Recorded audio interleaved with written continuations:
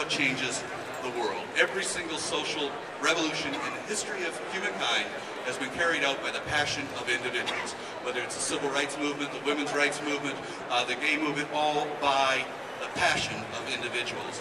It's the Martin Luther Kings and the Mahatma Gandhis and the Nelson Mandelas that have made a difference. And Nelson Mandela is a good example of how the impossible can become possible.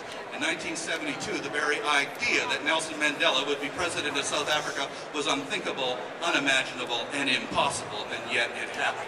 So therefore, these answers are there, and they're there to be found, especially by younger people.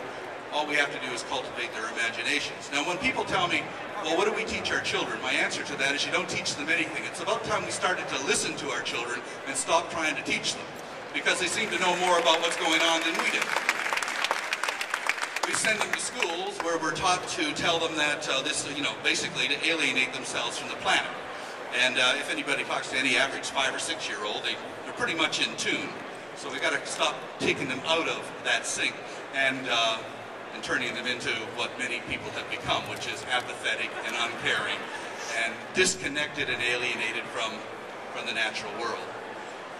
Now, the other message we try to do as Sea Shepherd with our crew, and we've had over 5,000 people crew on our ships, the message we're trying to get across is that each and every one of us can make a difference. And we just have to understand that we have the power to do that. You know, a few years ago I got a phone call from a man in Scotland, and he said, well, you know, they're killing gray seals over here in the Orkney Islands. What are you going to do about it? And I said, well, I don't know. I'm on the west coast of North America here in Scotland. What are you going to do about it? And he said, well, what can I do? Well, anyway, we started talking to him, and he got a bunch of people together, and they went up to the islands where they were killing the seals, and they were very enthusiastic. They walked up to them, pulled the rifles out of their hands, and threw them in the ocean, and created a big controversy. In fact, we created such a controversy that they raised enough money to buy the island. It's now a Sea Shepherd Seal Sanctuary. And that's all because one person asked, what can I do? And that's all it really takes. Is each of us have to understand that we have that power to make that change. And when you look at every single social revolution through history, it's always been led by individuals or small groups of individuals. On Whale Wars, our television show, one of the criticisms that I get all the time is that my crew are amateurs, or inexperienced, or unprofessionals. Well, the fact is I could not pay professionals to do what these people do for nothing. That kind of passion cannot be bought.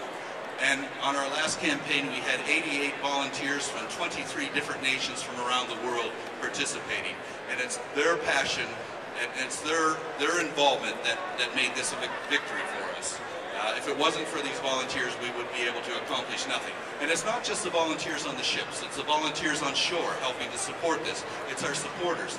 It's a movement. And this kind of movement is what makes a difference. And we're also trying to encourage people to take action on their own. If you see a problem, then mobilize around it.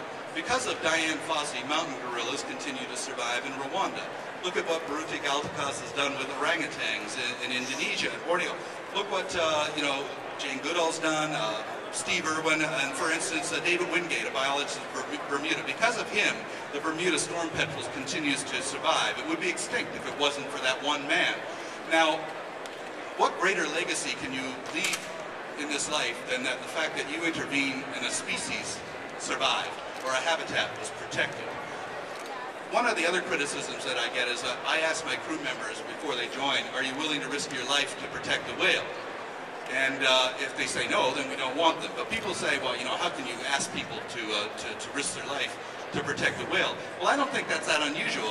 We ask young people to risk their lives all the time to protect real estate and oil wells, and that's considered to be okay.